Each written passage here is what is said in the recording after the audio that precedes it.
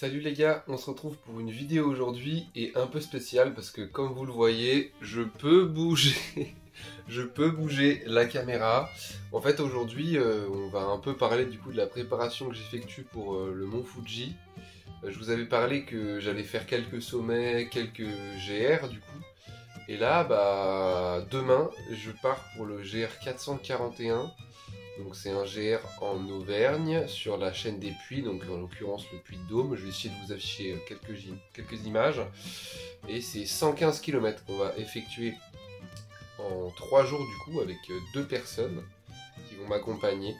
Des personnes du coup qui vont aussi faire le Mont Fuji, donc c'est pour ça qu'on y va ensemble. Et ensuite on enchaîne avec les Pyrénées.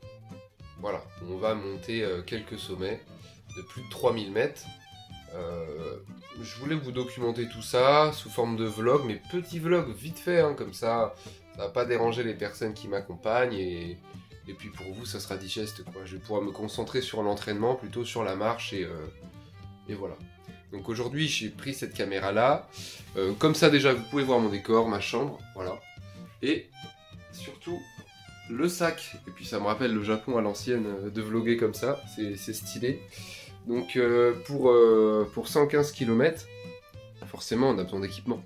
On peut pas partir avec un duvet et un sac quoi, c'est pas possible. Donc déjà on a besoin de chaussures. Donc les chaussures je vais vous les montrer. Voilà, ces chaussures là, je vous les ai déjà montrées dans une autre vidéo, mais pourquoi pas vous les remontrer maintenant. Donc c'est des Quechua que j'ai acheté à Decathlon, 60 balles, elles sont super. Elles ont déjà fait les Pyrénées, donc pour moi je pense que c'est un bon investissement. Et là du coup on va regarder ce que j'ai dans mon sac. Mais j'ai envie de faire cette première partie de vidéo un peu chill, en mode je fais pas trop de montage, je vais pas trop couper, histoire voilà, qu'on soit vraiment ensemble à l'ancienne. Je sais pas si ça vous plaira. Voilà, je vais essayer de mettre le truc un peu droit. Voilà. Donc je vais juste vous dire quelques petits conseils du coup. Il faut essayer d'être entre 10... Ouais, mes cheveux c'est une catastrophe. Hein. Entre 10 et 20% de notre poids pour pouvoir être à l'aise en randonnée. Voilà, enfin en trek. Faut pas qu'on dépasse 20%. Voilà, ça c'est interdit. Il faut pas. Sinon on va être nul, on pourrait se blesser, voilà, c'est pas possible. Il y a des exceptions quand même. En cas d'urgence, de grande urgence. En gros, tu peux aller jusqu'à un tiers de ton poids, mais faut vraiment faire gaffe parce que aller jusqu'à un tiers de ton poids, tu peux te blesser facilement, quoi. Tu te fatigues vite et c'est dangereux. Mais en cas de force majeure, tu peux. Après, au-delà, bah non, enfin 50% de ton poids, tu vas pas porter un sac de, je sais pas, moi je fais 70 kg tout pile, je vais pas porter un sac de 35 kg, quoi. C'est pas possible. Donc du coup, dans l'idéal, il faudrait qu'il fasse entre 7 et 14.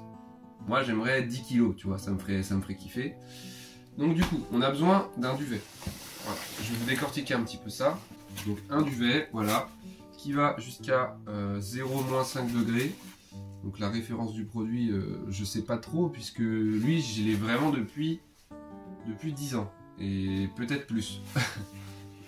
Par contre, ce sac-là, voilà, il vaut un peu plus de 60 € à Decathlon. J'ai pris ces petits piquets là, des piquets pour les gens qui font de la rando occasionnelle. Hein. Et c'est vraiment pas cher, c'est 5 €. Après les piquets, il y a tout type de prix honnêtement. Il y en a pour tous les goûts, il y en a pour 50 € et puis on achète le piquet à l'unité. Donc voilà, 50 € x 2, 100 balles les deux. Donc du coup là, je sais pas si vous allez voir, mais c'est bien des trucs de Decathlon. Et c'est vraiment un truc basique. Hein. Voilà. Tu peux le baisser et l'ouvrir et tu as un petit cran là qui va permettre... je sais pas si vous voyez le concept, mais c'est vraiment la classique. Hein. Voilà, c'est ce genre de système qui viennent se clipser comme ça. Et ici aussi. Tu peux choisir ta taille du coup, hein, en fonction du cran et de toi.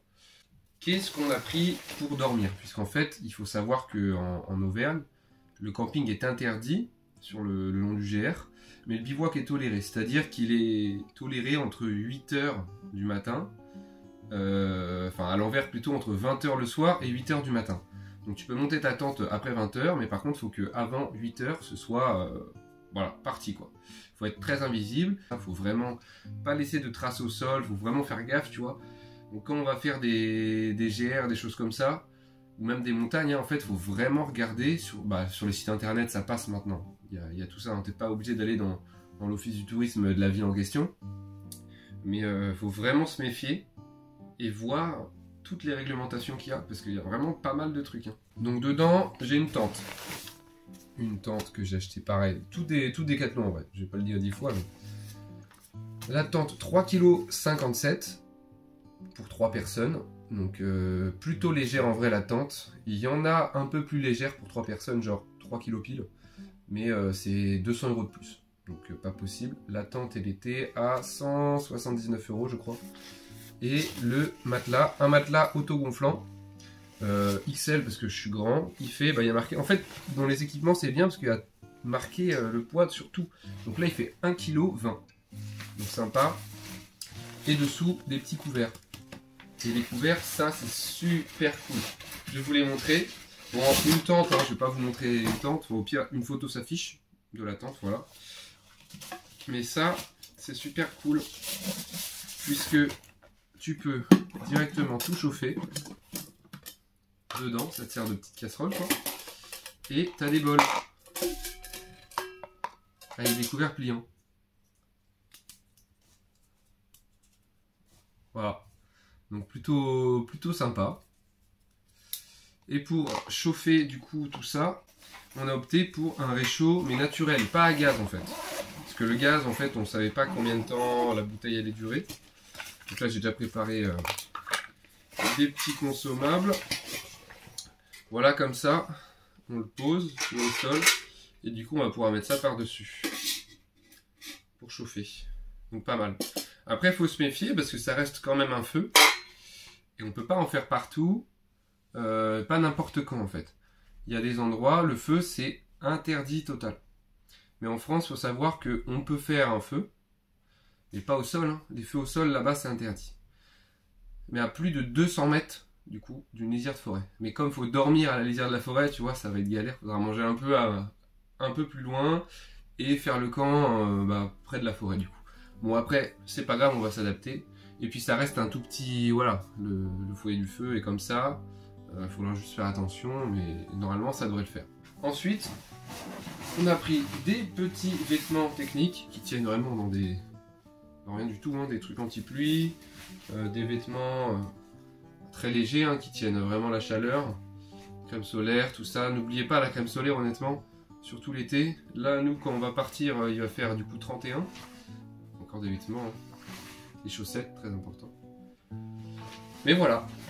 C'était juste pour vous faire un petit récap de tout ce que j'avais, pour vous montrer, pour les curieux, hein, voilà, je sais pas si ça en a intéressé certains, mais bref, maintenant je vais vous afficher l'itinéraire à l'écran du GR 441, vous allez voir un peu les villes, le dénivelé, tout ça, je vais essayer de vous montrer des petits graphiques.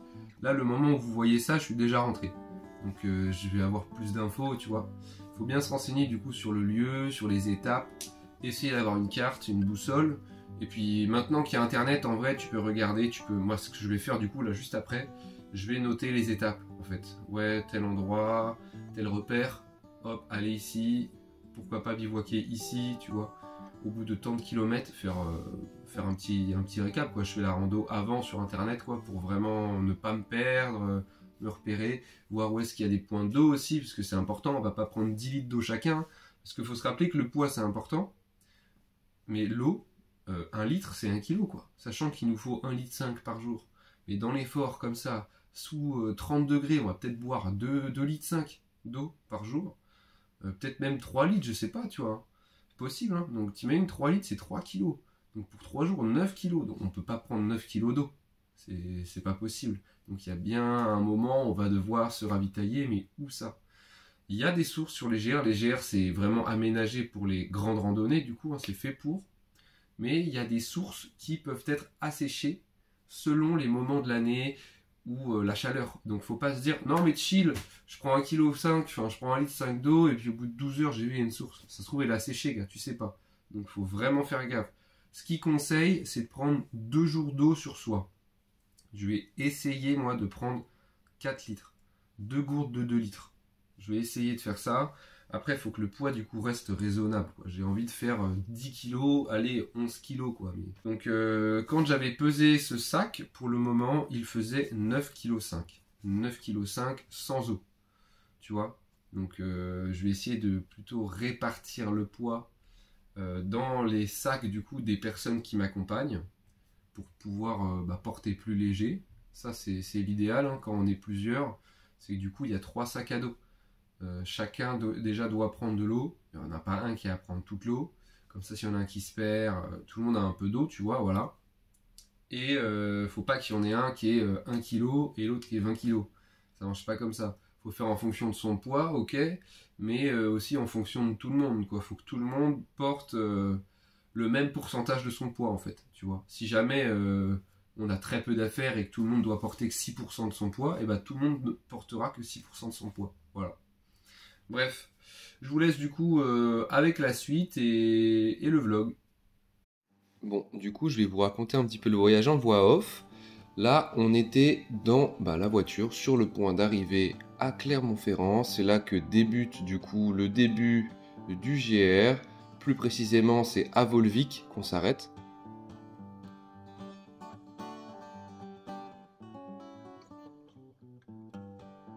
Là, on arrive et on décide de sortir toutes les affaires. Donc on a énormément d'affaires, hein. Des sacs à dos, des duvets, il y a la tente, de l'eau, de la nourriture et on va directement vers le plan.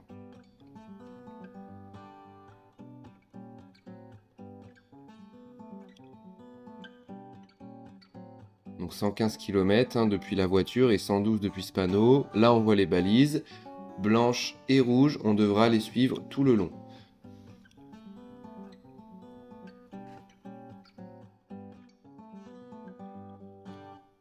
Le premier jour, du coup, on essaye, le premier jour, première soirée, de trouver un endroit pour poser la tente et on est obligé de s'arrêter au milieu d'une forêt. Voilà, pas le choix, il faisait nuit noire, il était plus de minuit, 1h.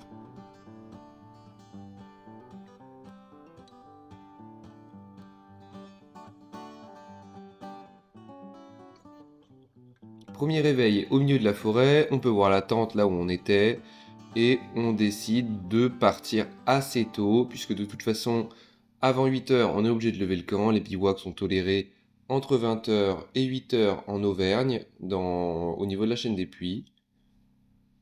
Et on reçoit les balises.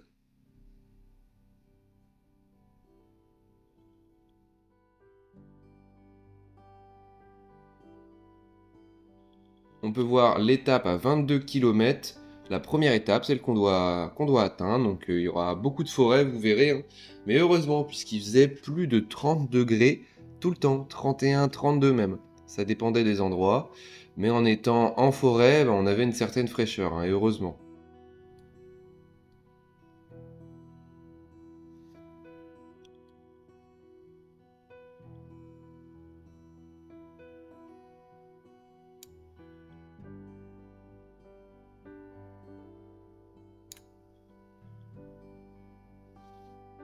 Là, on peut me voir avec mon petit Bob Coca. Hein. J'étais super content. Au début, on était tous les trois, tous frais. Et même les limaces aussi étaient fraîches, là, vu la taille.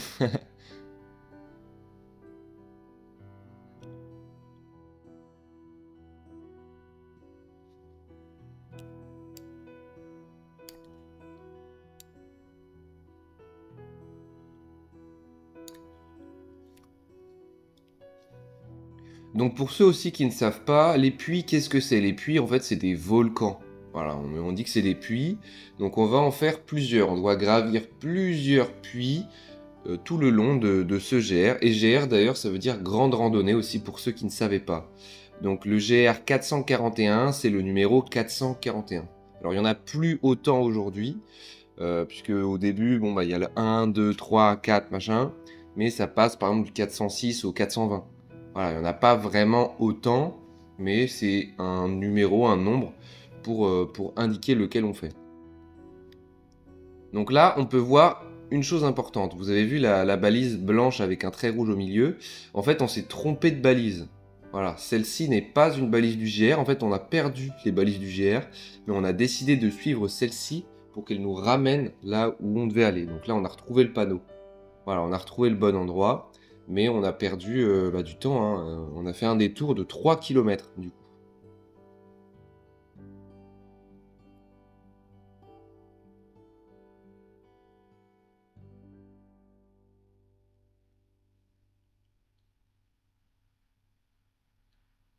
Et là, on attaque du coup l'ascension de notre premier puits.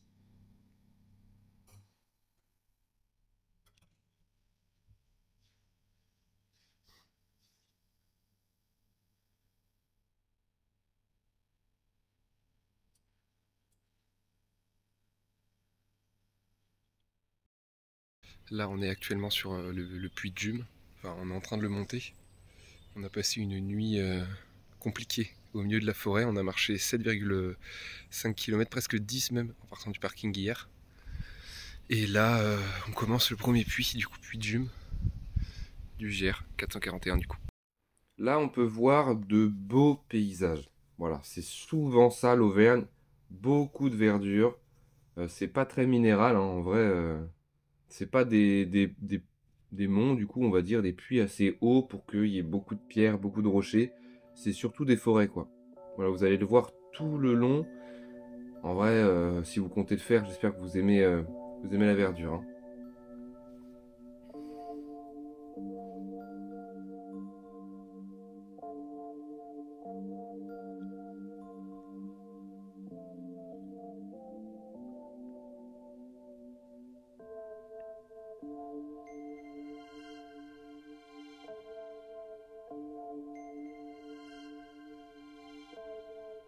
On a de sublimes panoramas lorsqu'on est arrivé au sommet de ce premier puits.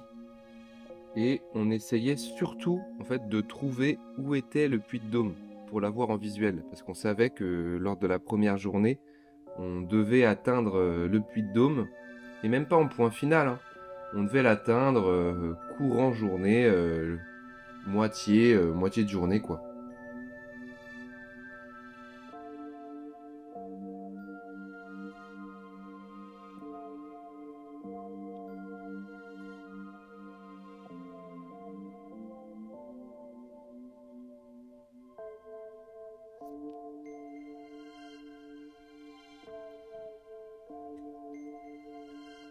Là, ça y est, on peut voir le puits de Dôme au fond, on le reconnaît, hein. Voilà, on voit un petit peu sa forme spéciale. Et surtout, sa petite antenne météo là qui fait quasiment 200 mètres, qui fait monter la taille du puits. Mais nous, du coup, on décide de redescendre directement. Parce que là, les puits qu'on a montés faisaient déjà plus de 1100 mètres, hein. Donc voilà, on le voit, hein, 152 mètres, c'est énorme. C'est déjà pas mal. Puis il faisait vraiment chaud, hein, chaud comme je vous le dis. Et on avait notre objectif en visuel. Donc là, vu comme ça, on a l'impression qu'il est vraiment, vraiment loin. Mais au final, à pied, ça se fait quand même assez bien, hein. Après, il faut marcher toute la journée. Et là, comme vous le voyez à notre équipement, on a sorti les bâtons de marche pour nous aider. Du coup, c'est vraiment très, très utile, hein. Moi, avant ce voyage-là, je n'avais jamais utilisé de bâton de marche. En fait, on ne se rend pas compte à quel point ça peut être utile, mais sur la longueur. Sur le coup, tu te dis, ouais, c'est marrant, mais tu sens pas la différence. Mais en fait, c'est sur les longues distances, par exemple, quand tu marches, je sais pas, 20 km, bon, au final, tu sens la diff. Tu sais que si tu n'avais pas les bâtons, tu aurais eu une fatigue aux jambes ou aux chevilles plus importante, quoi. Parce que là, tu répartis un petit peu le poids grâce aux bâtons, quoi.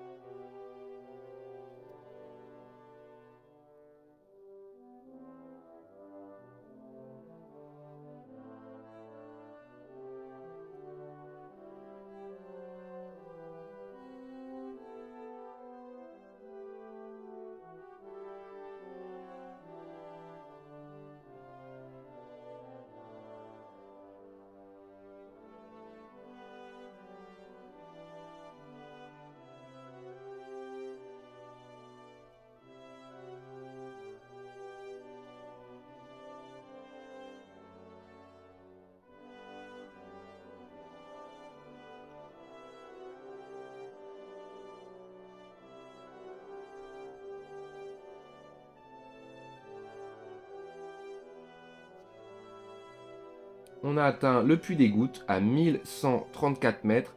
Et là, on peut le voir vraiment qu'on se rapproche, hein. On décide de faire une petite pause pour manger. Parce que là, vraiment, on était un petit peu épuisé, hein. On se pose là où on a pu, un coin d'ombre. Après, ça en manquait pas trop, hein. Il y avait beaucoup d'arbres quand même. Et on repart, hein, quasiment aussitôt. On a dû se poser 30 minutes. Voilà, c'est ce qu'il faut, hein. On essayait de faire des pauses quand même assez souvent. On a marché plus de 15 km. Je pense, là on était sur le puits de la Goutte. Et on va tracer jusqu'au puits de Dôme là. Je pense le plus vite possible, on est à peu moins de 3 heures de marche.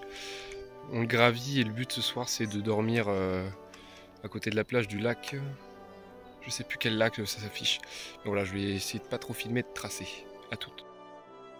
Voilà, donc là, comme vous l'avez vu, on était en mode on trace pour atteindre le lac, puisqu'on avait dans la tête l'idée de camper à côté, de se baigner et de se détendre.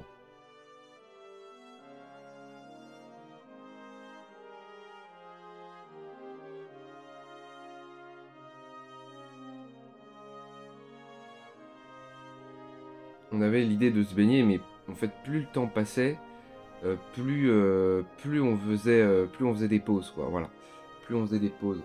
Donc le problème, c'est qu'on perdait beaucoup de temps. Là, vous voyez qu'on atteint le puits de Dôme. Mais à ce moment-là, je me disais qu'on avait quand même un peu de retard, puisqu'on devait l'atteindre à 1 heure, genre 14 heures. Et au final, il était quasiment 16 heures. Donc je me suis dit, bon, 16 heures, alors que c'est censé être tu sais, la moitié, même s'il faisait nuit tard, parce qu'on est parti au niveau du solstice, hein, mais je me suis dit, ça va peut-être être chaud pour atteindre la première étape que j'aurais voulu, donc on devra s'arrêter avant.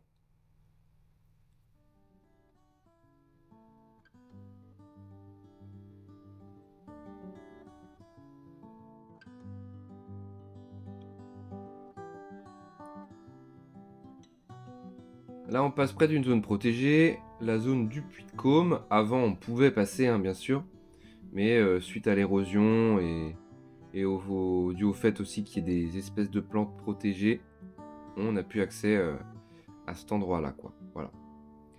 Donc, vous allez voir qu'on va commencer l'ascension du Puy de Dôme et c'était vraiment dans les trucs les plus compliqués que j'ai eu à faire de ma vie, puisque vous allez voir qu'il y a beaucoup d'endroits exposés en plein soleil, mais il faisait plus de 30, quoi. Là, voilà, on arrive quasiment en haut. Sauf que à la fin, il y a énormément de marches. Énormément de marches. Puis avec le poids de la journée, le poids des sacs à dos. Là, on se rend pas compte, mais ici, ça monte vraiment, vraiment pas mal, hein. C'est dommage parce qu'à la caméra, en fait, on se rend moins compte des pentes que dans la vraie vie. Et vous allez voir qu'ils ont eu l'idée de mettre des sortes d'escaliers un peu bizarres. Voilà, comme ça, là, qui rend le truc fatigant. En fait, ça a l'air facile comme ça. Tu te dis c'est trop bien, il y a des marches, mais les marches, c'est le pire ennemi, quoi. Le pire ennemi, c'est. Par contre, c'était magnifique, voilà. On avait des beaux paysages. Là, on a une vue sur Clermont-Ferrand. C'était génial. Et à la fin, la pente était, je crois que c'était 12% à pied. C'était horrible, ça s'arrêtait jamais. Du coup, on longeait des rails, puisqu'en fait, il y a des gens qui peuvent monter en train jusqu'au sommet. Ils partent de Clermont-Ferrand et ils arrivent au sommet, voilà, comme si c'était un petit train, ouais, hein, avec des horaires, quoi.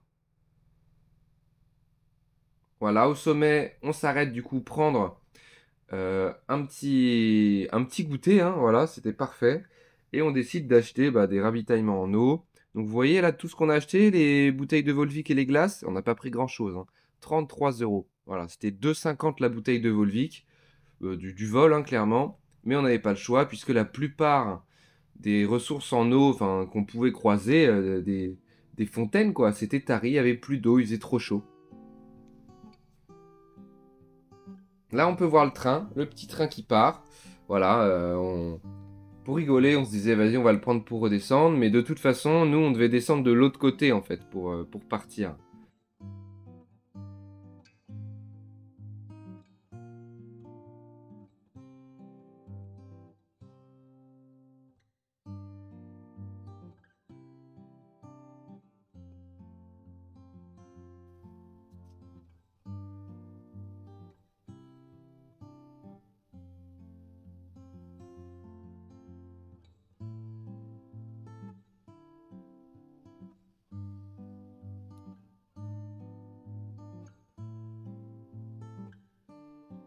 Là, pour descendre, il y a énormément de virages en épingle. Voilà, qu'on peut voir. Il y en avait 15. Donc, c'était assez long, surtout pour les chevilles. Les descentes, honnêtement, on dit que c'est plus dur que les montées. Donc, moi, je comprenais pas trop pourquoi. Et ben là, j'ai compris pourquoi. Voilà. C'est vraiment le truc. En plus, ça te fait des sortes de rebonds bizarres quand tu as du poids sur le dos. Tu sais, ton pied s'écrase un peu au sol avec la fatigue et tout. Et ça te fatigue beaucoup plus. Enfin, donc, c'est un cercle vicieux, quoi. Et là, on devait atteindre, du coup, notre étape du soir. Sauf que vous allez voir que ça ne se passe pas exactement comme prévu. En fait, là, on ne savait pas encore. Et en passant par là, voilà, là, j'étais tout content, hein. Mais en fait, on empruntait le mauvais chemin. Voilà, là, en fait, on contournait le Puy de Dôme et on montait par le nord. Alors que nous, on devait descendre par le sud. Donc là, on retournait vers Volvic, en fait. Voilà. Donc forcément, bon, on s'en est rendu compte à un moment, hein. J'ai regardé mon GPS vite fait et la boussole. Et on allait vers le nord. Je me suis dit, c'est bizarre quand même. Il y a un problème. Et là, on peut entendre d'ailleurs le bruit de la nature.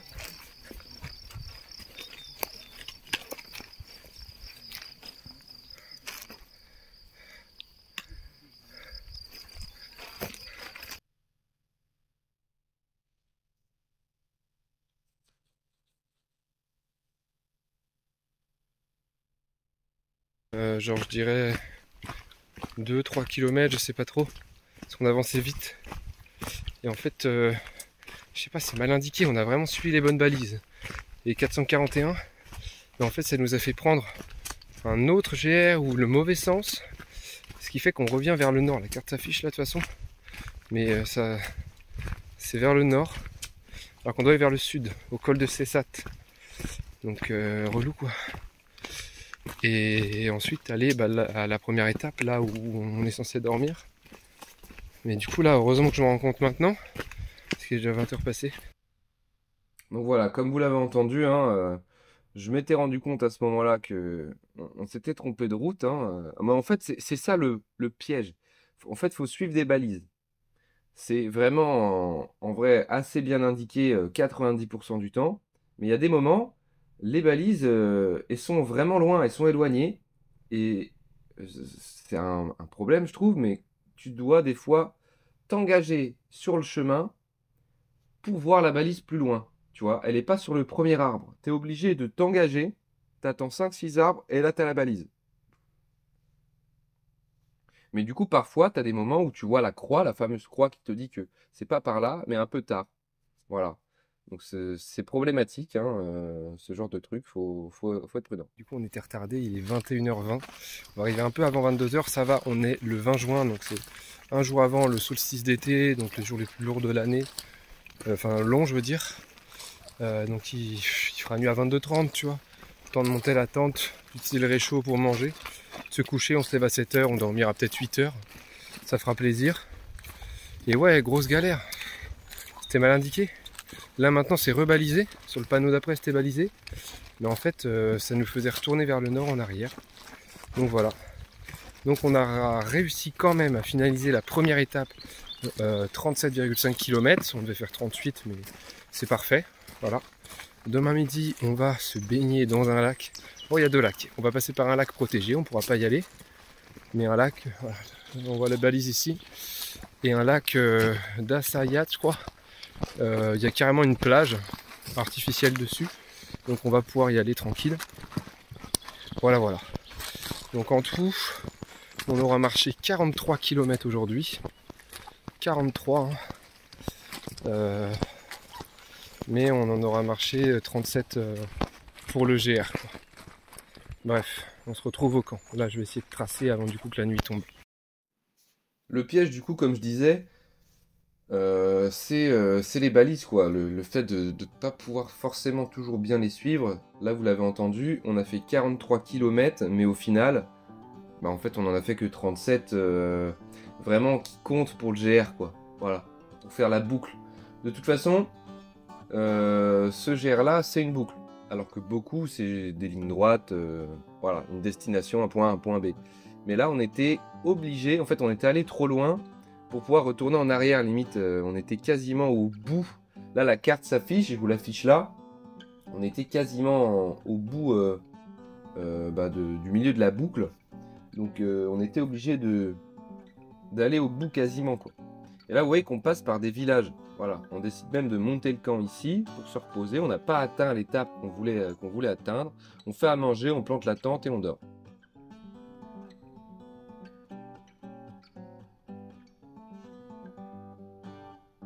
Voilà, deuxième jour, vous avez vu hein, la tente, l'emplacement miteux, mais il n'y avait pas de choix, on était crevés. On voit le puits de Dôme au matin, le petit déplacement du puits. Et puis voilà, on décide d'entamer la marche de bon matin avec le bruit de la nature. Oh là la team, deuxième jour, une nuit difficile, en pleine ville avec une église qui sonnait toutes les secondes là. Mais c'est bon, on va vers les lacs pour ce midi.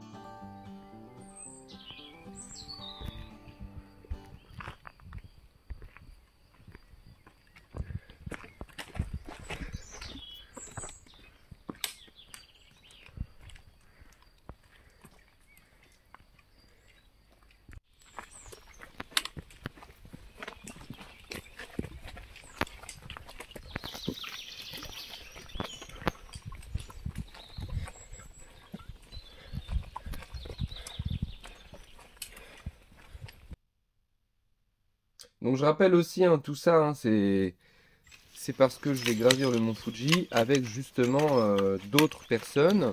Et les 2 personnes qui m'accompagnent font partie justement des personnes qui vont faire le mont Fuji avec moi. Donc on voulait, là on part du coup là dans 1 mois et demi au Japon. Donc on voulait vraiment s'entraîner le physique mais surtout le mental. Donc là marcher plus de 100 km en 3 jours avec plus de 3000 mètres de dénivelé qui monte. Donc aller-retour ça fait vraiment pas mal.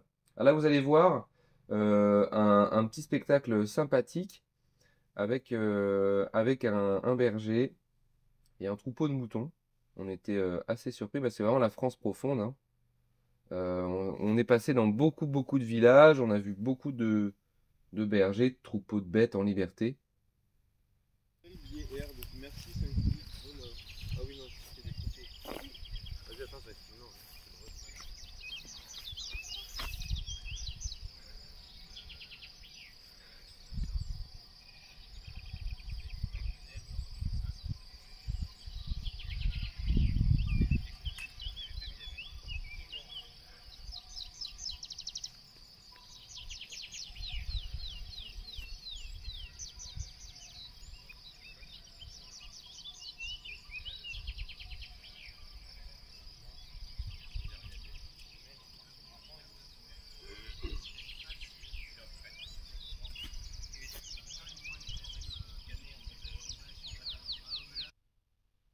Arrête.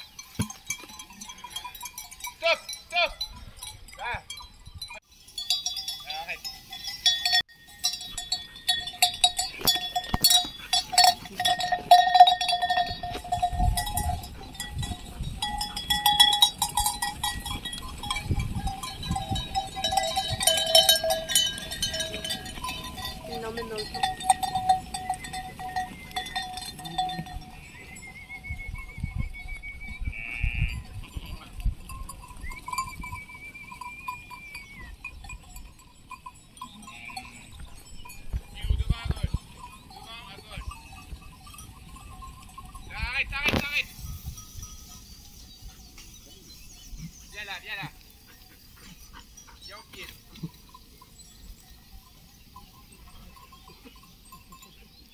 Arrête.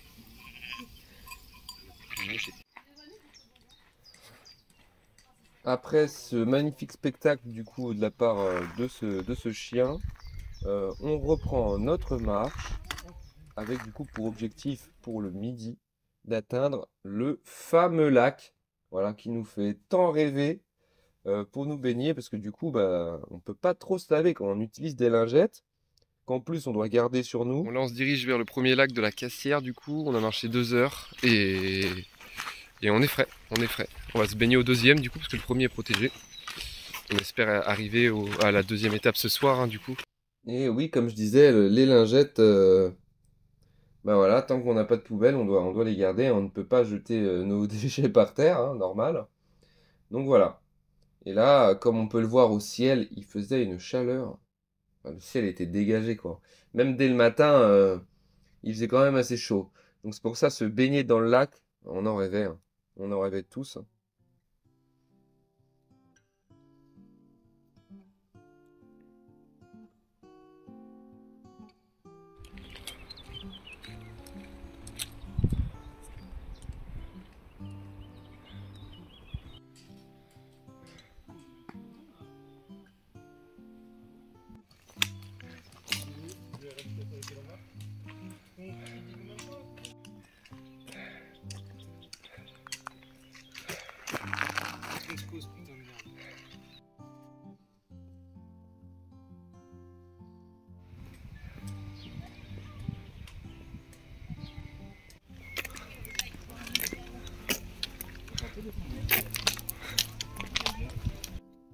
Ça y est, on était arrivé au lac où on pouvait se baigner et vous le voyez, on s'est arrêté dans un petit resto en mode Koh-Lanta, épreuve de confort, hein, vraiment incroyable. On prend carrément notre dose de sucre avec des coca, j'en bois quasi plus, hein, mais là je me suis dit vas-y on va se faire plaisir. Voilà, petite pizza, petite entrecôte frites pour moi, voilà ça me donne encore faim. Et on en profite pour ravitailler les gourdes dans les toilettes du restaurant. Voilà. Là on me voit en petit short de bain pour aller me baigner. La team, on repart du lac, on s'est arrêté 2 heures finalement. On a bien mangé au resto du coup. On s'est baigné un petit peu. Il y a un de nous trois qui a chopé une tique, donc relou. Il y a la moto chiante. Du coup, on a dû faire une pause un peu plus longue que prévu. Voilà, gros problème hein, par rapport aux tiques. D'ailleurs, j'en ai profité, on a fait la vaisselle hein, dans les toilettes du restaurant. Et ouais, il y en a un de nous qui a chopé une tique. En plus, la personne est assez, on va dire, hypocondriaque, assez peureuse, quoi. Donc un gros problème hein, de panique. Là du coup sur la carte on essaie d'atteindre Solzay le froid. Ça s'affiche de toute façon. Et ce soir on dort à Masaï. Regardez la vue. Je sais pas si on le voit là. Il y a un puits en face. Il y en a partout de toute façon. Hein. Donc peut-être comme là on a perdu beaucoup de temps. Le dernier jour on va couper pour revenir à Volvic. Couper un petit peu. De peu hein. De 10 à 15 km pour pouvoir se permettre de rentrer, pas trop tard, parce que là on a perdu beaucoup de temps. Ouais, du coup le temps de trouver un sauveteur, parce que heureusement la baignade était surveillée, mais qui puisse enlever le tic, la personne qui avait un tic, bah, du coup on a perdu du temps, hein. Donc on a perdu une bonne heure, on s'est arrêté un peu trop longtemps le midi, et je me suis dit ça le fera pas niveau timing pour la fin. Bon du coup... on a perdu 40 minutes, je dirais. Il y a quelqu'un qui est un des trois du coup qui a voulu prendre un taxi pour aller directement à l'étape de la fin de journée. Il n'y a pas de taxi ici. Ou alors c'est 150 balles. Donc on reprend jusqu'à la prochaine ville et on avisera. Voilà, comme j'expliquais, c'est la personne du coup qui avait chopé le tic. Hein. En fait, la personne ne s'est pas du tout préparée pour le GR, ni mentalement ni physiquement. Et c'est une personne qui est pas du tout faite pour la randonnée, ni pour la montagne d'ailleurs. Hein. Donc c'était très très compliqué pour elle, quoi. Très difficile. Après, là du coup, la personne n'a pas pris de taxi. Hein. On n'a pas trouvé de taxi. Donc ça marche. La personne reste avec nous. Et aller comme nous jusqu'au bout, vous allez le voir. Hein. Mais voilà, c'était très difficile. La personne a dû se dépasser, aller au bout d'elle-même, alors que normalement c'était censé être un truc cool, sympa. Mais voilà, donc si vous entreprenez de faire un GR, vraiment préparez-vous, quoi, s'il vous plaît. Vous dites pas c'est facile, c'est de la marche. Marchez dehors avec des sacs, allez courir. Il y a une prépa, hein, parce que du coup là ça peut carrément pourrir le moral de tout le monde. Il suffit qu'une personne en fait vive mal le truc et tout le monde le vit mal, quoi. Et ça pourrit le voyage de tout le monde, ça tue le moral de tout le monde. En fait c'est dur pour tout le monde. Donc si quelqu'un te rappelle que c'est dur en permanence, ça peut te baiser le moral. On n'est plus qu'à, je dirais, 3 km de l'étape. Et Masaï ce soir du coup là en fait on fait pas mal de pauses du coup pour que mes compagnons se reposent. Mais comme on fait trop de pauses, on perd trop de temps, tu vois. Puis l'histoire du taxi nous a fait perdre une bonne heure. Ce midi, on a pris un peu trop de temps, du coup, avec l'histoire du tic. Donc là, au final, on a pris un peu trop de temps, quoi. Bref, je vais essayer de tracer. Voilà, là, en continuant de marcher, j'ai essayé de réfléchir à une solution pour qu'on puisse, du coup, gagner du temps sur le dernier jour. Donc, je regardais la carte en permanence, hein, j'avais la carte pour voir comment on pouvait couper. Donc là, si vous voulez, je vous l'affiche. Et il y a un endroit où on peut effectivement couper. Je remarque qu'on peut couper, donc je me dis pourquoi pas essayer de couper par là, mais vous le verrez, en fait, on aura besoin de couper beaucoup plus tôt. Puisqu'en fait, bah, moi, honnêtement, physiquement, j'étais carrément là. Les trapèzes, j'avais un petit peu de mal. C'était un peu galère sur le long terme, sur la durée. Mais les jambes, les chevilles, le haut du corps, tout était parfait. Il n'y avait qu'au niveau des épaules, hein, les trapèzes, c'était un petit peu difficile. Sauf que mes deux compagnons, voilà, il y avait une souffrance. Voilà, Tim. On doit monter ça. C'est à plus de 1200 mètres de haut. Et là, on est, je pense, à 980. Bah voilà, ça attaque. On va dire qu'il y avait une personne, physiquement, ça suivait pas. Car le sac était trop lourd. Donc, je lui prenais petit à petit du poids, des affaires. Donc, j'augmentais mon propre poids, sachant que j'étais parti avec 14 kg de base, donc 20% de mon poids, hein, ce qui est le maximum recommandé. J'ai dû monter facilement au lieu de 14, du coup 16, 18 kg. Bah à ce moment-là, j'avais oui, 18 kg. Là, je revois les images, j'avais 18 kg sur moi. Je le savais parce que tout est mesuré. Par exemple, les sachets de nourriture, il y avait marqué 360 grammes, mais j'avais tant de sachets. J'avais les bouteilles d'eau, bah, c'est simple, 1,5 litre, 1,5 kg. Et sur la tente, les duvets, tout ça, il y avait le poids de marqué dessus. Donc c'était plus facile de calculer et de savoir ce qu'on transportait réellement. Et donc oui, une personne avait du mal physiquement et l'autre personne, c'était mentalement. Voilà, puisque physiquement, ça allait très bien.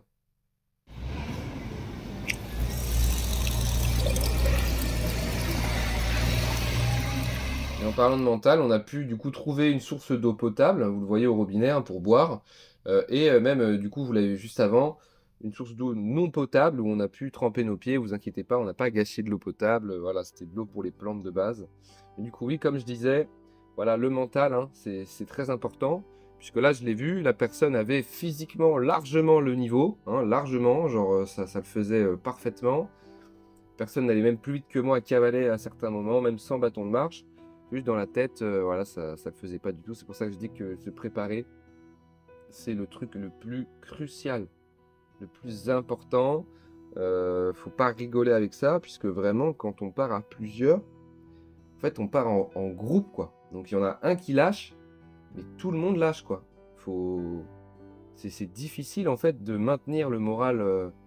En fait, c'est dur, quoi. Donc, de maintenir son moral quand t'as une personne à côté qui craque, quoi. Voilà, c'est pas agréable déjà. Et puis même pour soi-même, du coup, ouais, en fait, tu vois les défauts, la personne te dit les défauts. Ou, par exemple, l'erreur à ne pas faire, c'est regarder tout le temps combien de temps il reste et combien de kilomètres il fait. Enfin, combien de kilomètres il reste. C'est les pires erreurs. Les pires erreurs à ne pas faire, ça te démotive. Tu te rends compte que c'est long, c'est loin. Tu te dis, putain, est-ce que je vais y arriver? Il faut pas regarder. Tu as 20 km à marcher, voilà, tu les marches. De temps en temps, tu check. Voilà, toutes les heures peut-être. Mais si toutes les 10 minutes tu regardes, bah oui, t'as pas avancé. Ben, c'est normal, ça fait que 10 minutes, tu vois. Donc il faut pas avoir peur de ne pas regarder. Là, on arrive du coup dans un petit village, vous voyez la mairie, minuscule, et même le bar. Il y avait un petit mot qu'on voit, hein, désolé du désordre, mais on vit ici.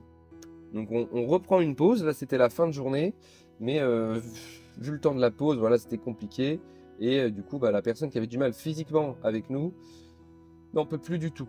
N'en peut plus du tout. Donc je décide de prendre du poids. Là on voit du coup, je suis en mode Sherpa. J'avais 23 kg sur moi. Je suis à gauche, vous allez me voir. J'accroche tout à mon sac, hein, et dans des sacs Kaba, puisque je n'ai plus de place dans le sac. Donc voilà, 23 kg, mais parce que c'était une urgence, je n'avais pas le choix. La personne ne pouvait plus du tout marcher. Voilà, on la voit devant. Donc avec un sac plus léger. Voilà. Bon les gars, là on sort du petit snack stylé. Du coup là, mission rentrer à Volvic au plus vite possible. Donc on coupe toutes les routes, on coupe tout. 35 km, donc on essaie de faire un max ce soir et puis on fera la fin demain, quoi. Voilà. Mais on n'est plus sur les sentiers balisés GR. On essaie du coup de rentrer au plus vite, hein. Car bah, c'est dur pour les 2 personnes qui m'accompagnent. Donc on coupe, voilà. 35 km, c'est ce qu'on doit faire en un jour, enfin c'est 38 d'habitude. Mais là, on se dit, allez, on marche jusqu'au coucher du soleil, 5-6 km, comme ça le lendemain, il nous en restera que 30. On essaie de tout couper en diagonale. En fait, là, je vais même vous afficher le plan. Et voilà en gros, ce qu'on veut faire à vol d'oiseau, quoi. Même si c'est plus compliqué que ça.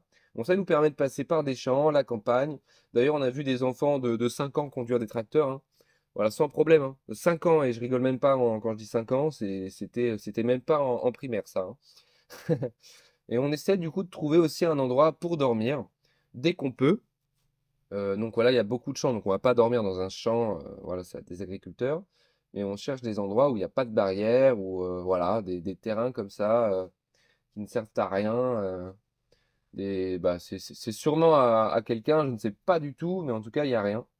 Et on est proche d'un chemin, en fait. Voilà, pour pouvoir manger. Troisième jour, du coup, on se réveille avec une magnifique vue sur même le Puy de Dôme, puisque là, on essaie du coup de le réatteindre de nouveau pour rentrer vers Volvic. Ça nous sert aussi de moyen de repère. Et là, on le voit, il est super loin. Voilà. Mais bon, c'est une sorte d'illusion. Au final, il n'est pas si loin que ça, même à pied. Et on décide de partir assez tôt. Ouais les gars, troisième jour, la tente est rentrée. Il est 8h15 à peu près. Du coup là on se dépêche d'aller vers Volvic du coup au plus court. Voilà, pour 6h30 à peu près de marche. Sans les pauses. Voilà. Magnifique matinée. C'est la journée quand même où il a fait le plus chaud, hein. C'était très intense, surtout que là on passait par beaucoup d'endroits où c'était des routes, des villages. Après on a pu traverser des villages français avec très peu d'habitants. C'est beau, t'as l'impression que le temps s'est arrêté. C'est des vieux villages, bah, il n'y a que les voitures qui sont quand même assez modernes, hein. Mais même les moyennes d'âge sont assez élevées. C'est dommage parce que c'est des endroits qu'on ne voit pas du tout, jamais, alors que c'est le cœur du pays, quoi.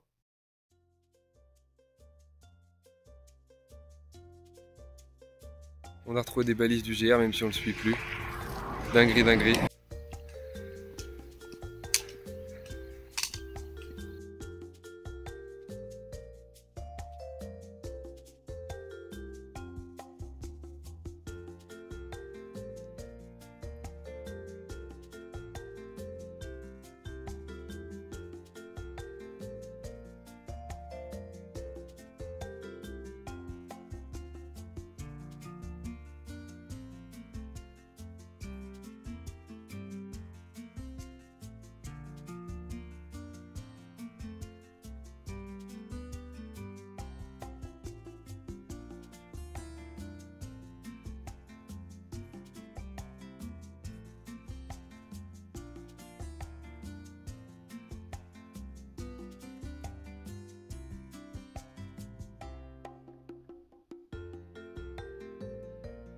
Encore des troupeaux sauvages, on en voyait vraiment beaucoup. C'est le truc qui nous fait nous dire que là on était un peu perdu. Puis même en passant par des hautes herbes comme ça, ça faisait presque sauvage, inhabité. C'était assez sympa, mais comme on devait couper par des chemins qui n'étaient pas balisés, on passait souvent par des vieilles routes agricoles plus empruntées, des vieux chemins de randonnée plus empruntés du tout. Maps nous faisait un peu prendre des chemins, je sais pas de quand ils dataient, mais on devait couper souvent par la forêt.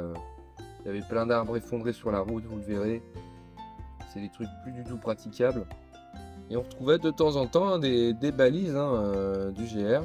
Parce qu'en soi, c'est juste qu'on faisait un tout droit au départ par le nord. Et ensuite on recoupait tout, quoi.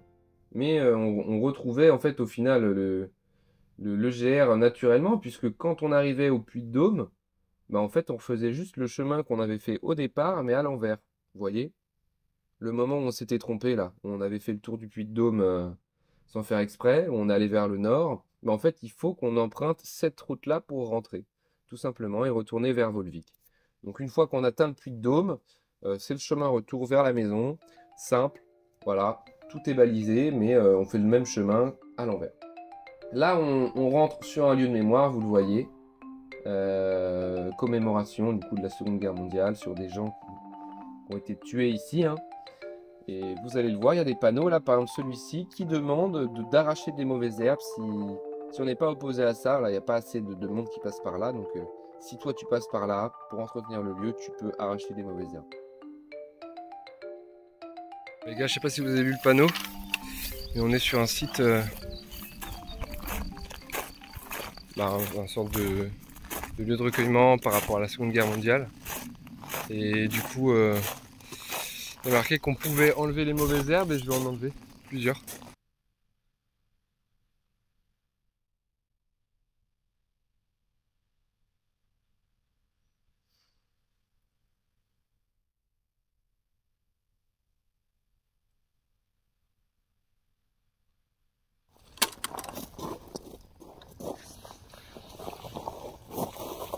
Je vais arracher les mauvaises herbes du coup.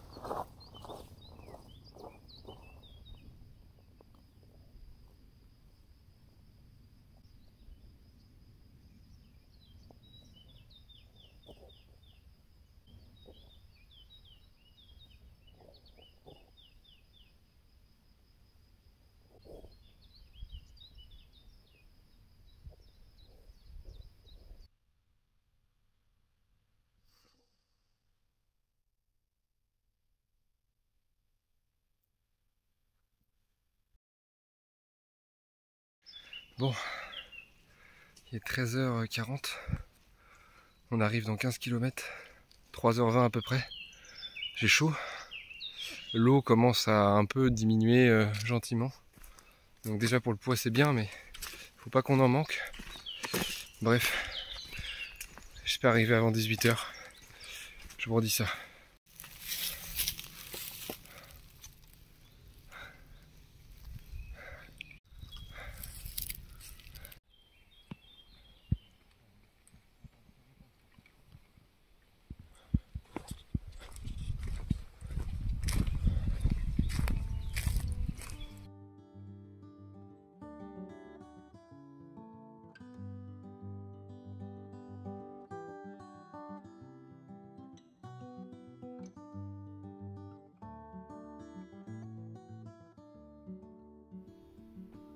Là vous le voyez, on a trouvé une tongue. Bon, je comprends pas ce que ça fout là, ça m'a bien fait rire.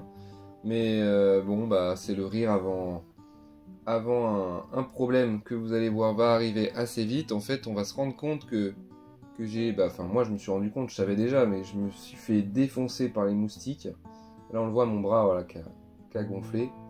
Et voilà, bah là vous voyez, on est au parking, mais puisque on a dû, malheureusement, écourter le voyage.